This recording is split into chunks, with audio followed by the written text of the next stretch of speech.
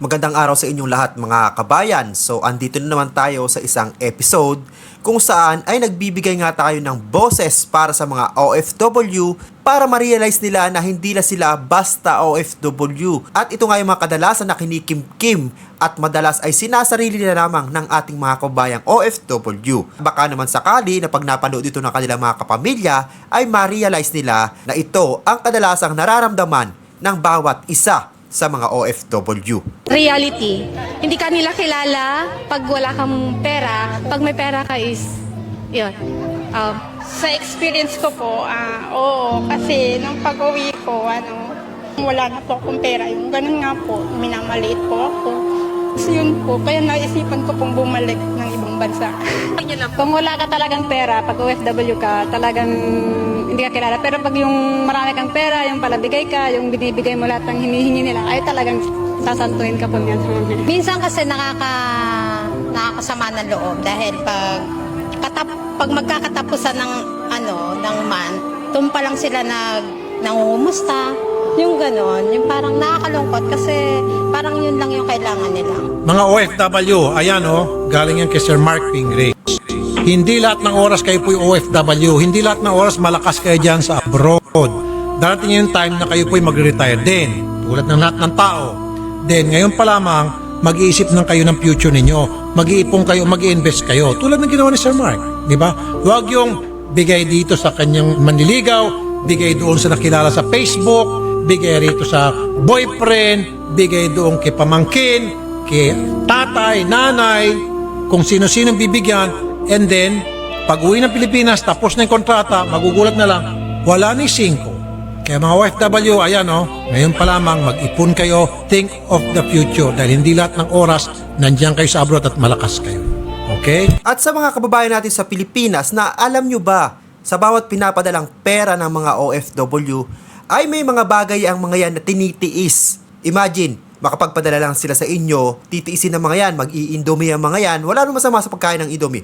Magnu-noodles yung mga yan, na kahit bagong sahod pa lamang ay petsa di peligro na. Marami sinasakripisyo ang mga yan para lamang makapagpadala sa mga nasa Pilipinas. Hindi silang nasa abroad ang may utang, minsan talaga tayo. Kasi sa bawat padala nila may kapalit yan na hindi natin nakikita. Oras na hindi maibabalik, sariling pangangailangan ang tinatabi at mga gabing umiiyak sila habang tayo dito kumakain na kasama ang pamilya. Pero ang masakit sa Pinas, ang tingin sa kanila, walking wallet, milking cow, tagapaglutas lahat ng problema. Kapag sapat silang naipadala, si mama ang bait, si kuya ang galing, si ate ang hero. Pero kapag kulang, nagbago na, wala nang pakisama, ang sama-sama ng ugali niya. Hindi ba unfair? Kasi hindi nila kasalanan kung hindi nila kayang sagutin lahat. Hindi nila kasalanan kung napagod sila. Hindi nila kasalanan kung minsan nauubos sila. Kasi habang tayo dito may sandalan sila, paderang kausap, kama ang iyakan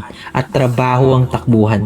Habang tayo nagrereklamo sa init, sila nagtatago sa lamig ng lungkot. Habang tayo nagkakasama-sama, sila nagbibilang ng buwan, pauwi, asa, pagod. Kasi hindi lahat ng hinihingi natin kailangan.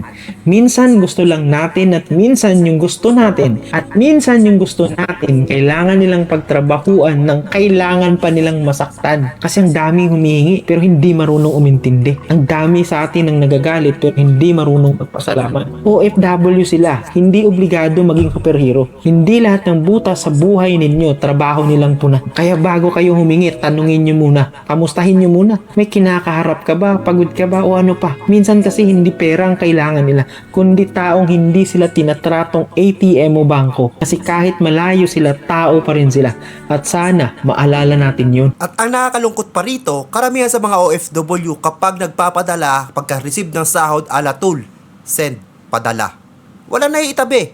Kaya pag umuwi sila ng Pilipinas at natapos na yung mga kontrata nila, pagbalik nila sa kanilang mga lugar or probinsya, doon lang nila nare-realize na walang nangyari doon sa kanilang pinagtrabahuan. Kaya naman sa mga kababayan nating OFW, huwag puro padala, magtira para sa inyong mga sarili. Nasa abroad ka para may maipon at maipundar. Pero aminin natin, marami pong OFW ang padala ng padala pero wala namang natatabi para sa sarili nila. Pag sweldo, padala. Pag bonus, padala. Pag overtime, padala. Pag mayroong tax refund, padala. Tapos pag may emergency, ikaw pa rin ang sasalo. Uutang sa amo para may ipadala. Pero pag sarili mong emergency, wala kang mapagkunan. Ang mga bayani o OFW, hindi lang yung nagpapadala, kundi yung nagpaparami ng pera para sa future nila. Kasi ang padala pwedeng mawala, pero ang ipon and investment, yun ang tunay na burol ng sakripisyo mo. Hindi ka OFW para human remittance machine, ha? Hindi ka OFW para maging walking bank account ng pamilya. Hindi ka OFW para maubos ang buhay mo sa overtime tapos walang sarili. Ito kasi ang hindi sinasabi ng karamihan. Pag uwi mo, hindi nila itatanong kung gaano karaming balikbayan box ang naipadala mo. Tatanungin nila ano ang naipundar mo. At mas masakit kung ang sagot mo, wala. Lahat ng padala mo, naging gastos, luho, pansamantalang saya. Tapos pag retired ka na, walang negosyo, walang investment, walang ipon. Yan ang hindi kayang sagutin ng padala. So please, kung gusto mong maging tunay na OFW, sana ganito. Mag-ipon ka bago magpadala. Needs ang unahin, hindi wants. Mag-set ng timeline kung hanggang kailan ka mag-abroad. Mag-invest kahit maliit. Huwag kang magpa-pressure sa luho ng pamilya mo, ha. At i-manage mo po ang pera mo, ikaw mismo. Huwag puro pabalik-balik pagiging OFW. Hindi naman masama, pero hindi ka pa ba napapagod? At ito ang tandaan, hindi selfish yan. Yan ang totoong pagmamahal sa pamilya. Yung may future, hindi puro ngayon. Kasi ang OFW hindi nasusukat sa padala, nasusukat yan sa paghahanda. So huwag mong hayaan na pag-uwi mo after 10 to 20 years, ang baon mo lang ay pagod, sakit ng katawan, alaala at balikbayan box. Kasi ang tunay na bayani, OFW, hindi inaabutan ng pamilya, nakakapagbago ng buhay. At So kaya tayo mga kababayan, kung sasahod tayo, huwag tayong basta lamang padala o makontento sa kung ano yung mga nabibigay natin sa ating mga pamilya. At huwag na huwag din tayo magpapautang. Ito nga ang isa sa mga sakit ng ating mga kababayan. Pag alam nilang ang isang OFW ay may pera at medyo nakakaluwag-luwag, ay uutangan ng mga yan. Ang masaklap pa, dadramahan ka pa ng mga yan. Kahit gaano pa nakakaawa ang magiging istorya ng nangungutang sa iyo.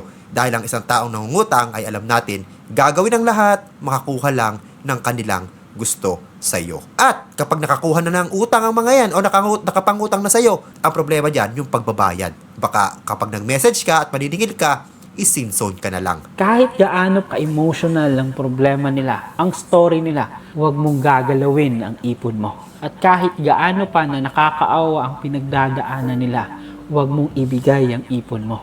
Kasi hindi lahat ng iyak dapat saluhin ng pera. At hindi lahat ng kwento ng hirap, responsibilidad mong ayusin. Kasi may mga taong magaling magkwento, magaling magpaawa, magaling magpabigat ng loob, pero walang balak magbago ng situation nila. At kadalasan ang tinatamaan yung mga taong marunong mag-ipon, marunong magtiis, at marunong maghanda. Kaya sana intindihin mo na ang ipon ay proteksyon.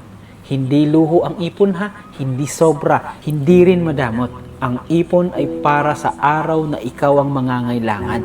Kasi kapag binigay mo ang ipon mo, dahil lang sa awa mo, sino ang nasasalo sa iyo kapag ikaw na ang nahirapan? Pangalawa, itigil ang guilt na hindi naman sa iyo. Hindi mo kasi kasalanan kung may pinagdadaanan sila. At hindi rin solusyon ng pera kung paulit-ulit lang ang problema. Ang pagtulong na inuubos ka ay hindi tulong. Pampahaba lang yan ang cycle nila. Pangatlo, piliin ang responsibilidad mo sa sarili mo. Pwede kang tumulong kung kaya mo, pero hindi mo kailangang isakripisyo ang safety at seguridad mo para lang masabing mabuti kang tao. At ang tunay na kabutihan may hangganan. At ang hangganan na yon ang magliligtas sa iyo balang araw. Kaya ulitin ko, hindi lahat ng kwento dapat sagutin ng pera mo. Ang ipon ay proteksyon, hindi extra, ha? At ang awa na walang hangganan, mapapahamak ka dyan. Kaya kahit gaano kasakit ng kwento nila, huwag mong ibigay ang ipon mo. Dahil balang araw, kapag ikaw na ang nangailangan, ang ipon na pinoprotektahan mo, ang tanging kakampi mo. Ulitin ko, ang ipon na pinoprotektahan mo, ang tanging kakampi mo kapag ikaw naman ang nagkaproblema. So napakaganda nung kanyang sinabi, di ba, na dapat magkaroon tayo ng boundary sa lahat ng bagay. At sinabi nga niya rito na yung ipon na naitabi mo, yan ang magiging kakampi mo balang araw. So, dapat ganyan yung mindset nating mga OFW, lalong-lalo na yung mga matatagal na at medyo umiidad na at nag-iisip ng mag-for good. So, kung iisipin natin, kailan pa tayo gagawa ng hakbang? Kailan pa tayo magbabago ng ating sistema? Kung mismo sa sarili natin ay hindi natin kayang tumanggi sa mga ganitong taong umaasa lang naman sa kakayahan or sa pinaghirapan ng ibang tao at hindi mo naman pwedeng maasahan sa oras ng bayaran. At kung nagustuhan nyo ang video ito at bago ka pa lamang dito sa aking YouTube channel, ay ini-invite kita mag-subscribe at pahit na rin ang notification bell para lagi kang updated sa lahat ng viral video at mga balitang OFW na i-upload natin dito sa ating YouTube channel. Maraming salamat sa iyong panonood.